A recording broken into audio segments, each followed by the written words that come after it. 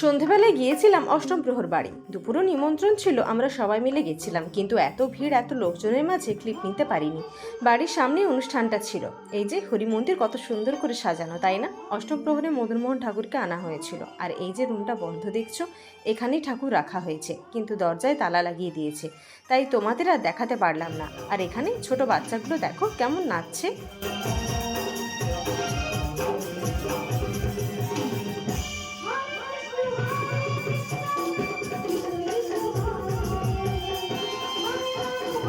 রাত্রে ছিল এদের অনুষ্ঠান, তাই কিছুক্ষণ অনুষ্ঠান দেখে মেয়েকে মায়ের কাছে দিয়ে চলে গেলাম প্রসাদ পাওয়ার জন্য। এই যে বসেও পড়েছি প্রসাদ পেতে। ব্যাস, খাওয়া কমপ্লিট।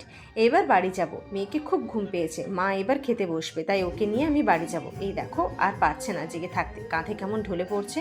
এই দেখো দেখো, রাস্তায় যেতে যেতে এই রং বেরঙের আলোগুলো দেখে মেয়ের খুব ভালো লেগেছে। আর এই আলোগুলো দেখে মেয়ের ঘুম তো কোথায় উড়ে গেছে।